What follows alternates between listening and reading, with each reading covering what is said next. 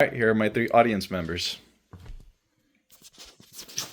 Hello, nice to meet you guys. My name is Abraham, and I'm here to talk about the price of the pitch and what it costs to play in today's youth academies and why we need to do something about it nowadays. So, as many of you guys know, I'm actually going to give you guys a good example. Like, that's a soccer ball.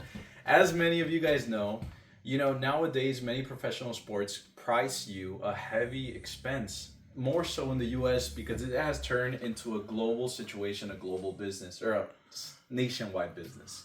So, because of this, I want to give you guys an example, a train of thought.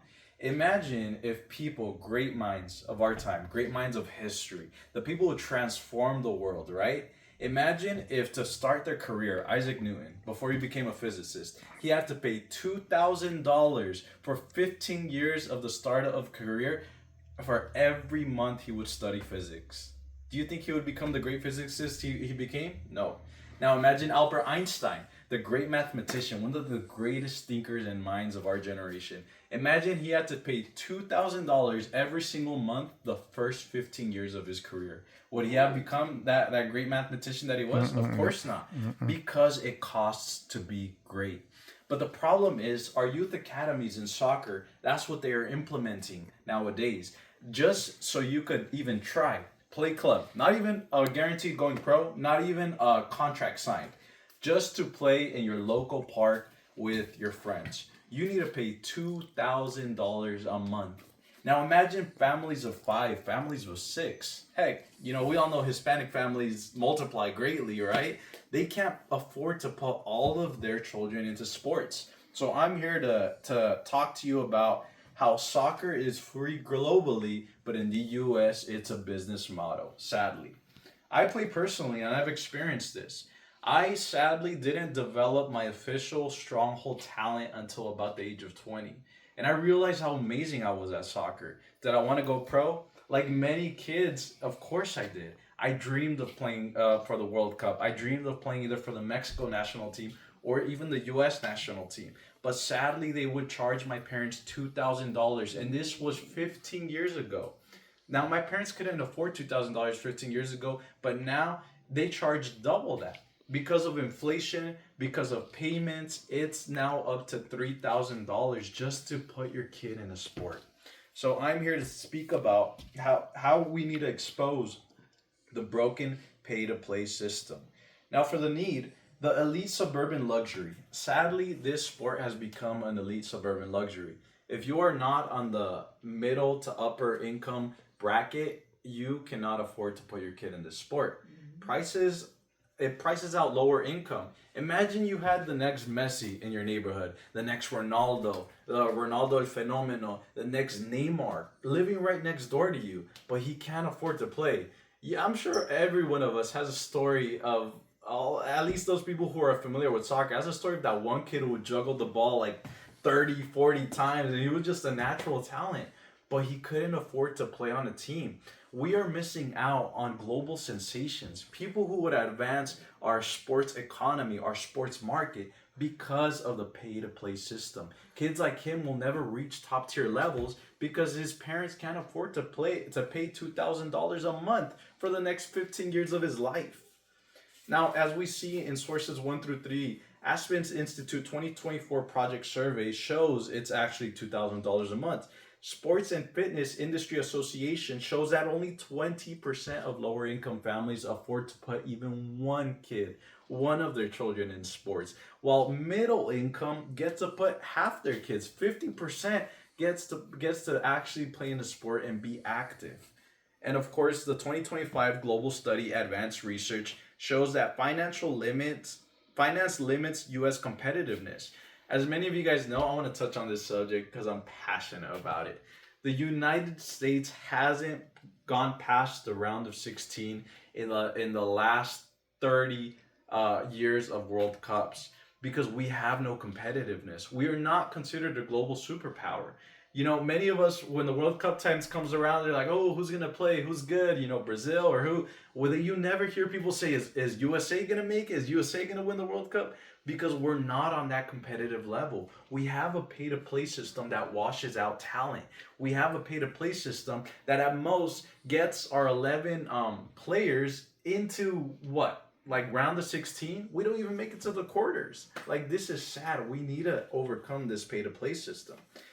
And to move on with my points, satisfaction, the solution, we need subsidized academy structures.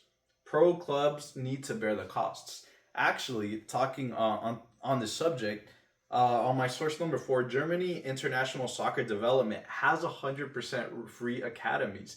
And did you know one of the best soccer players in our history, known to man, Lionel Andres Messi, started in an academy that was free, La Masia. Do you think this young man was able to afford $2,000, $3,000, $4,000, $5,000 a month? If Messi had the unfortunate circumstance of being born in the United States, he would never become the global sensation he was. If Ronaldo had the unfortunate circumstance of being born in the United States, we wouldn't have a Messi versus Ronaldo debate. These are real stats, real statistics. Their parents afforded to put them through the academies in Barcelona and Real Madrid because they weren't as expensive as US. Now, to continue for my source number 5, 2024 Aspen Institute State of Play. Low money means 3 times less likely to play travel. So low income households are 3 times less likely to be able to play sports. Sadly, because of that financial bracket, not every parent can afford $2,000 a month even for one student. Not every parent can afford $3,000 a month, $4,000 for 2 students. It doesn't matter if they give a 25% discount on their second child, because at the end of the day, $3,500 is not a feasible amount for low income tax brackets.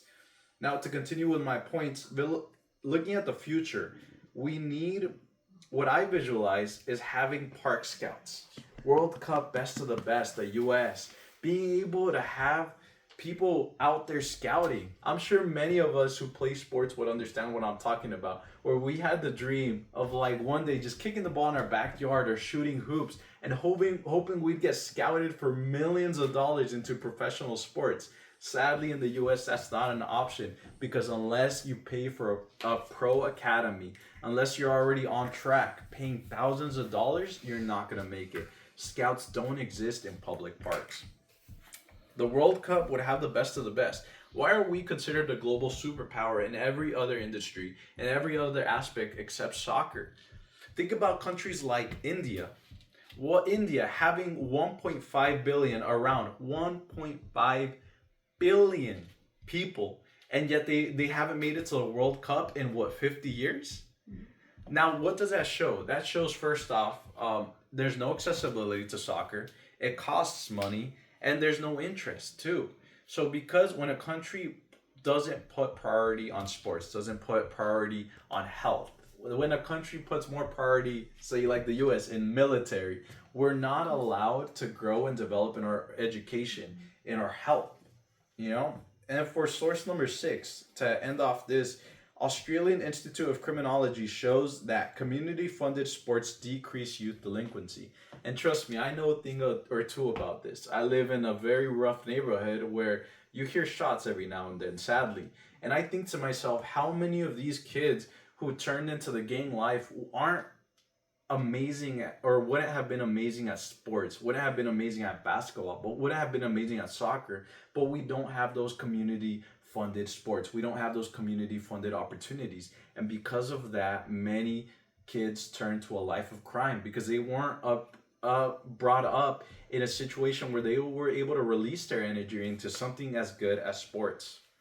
Now, to wrap up, my call to action to all of you all is to donate, to your local community funded sports, to volunteer as coaches. You don't need to have insane credentials. You can show up and be like, I would like to help out. What can I do? Because so many of these positions are filled up by people who are just greedy for money, people looking to cash out a big paycheck. And that's why our country is so desperately in a dire situation when it comes to that sport, when it comes to the pay to play system.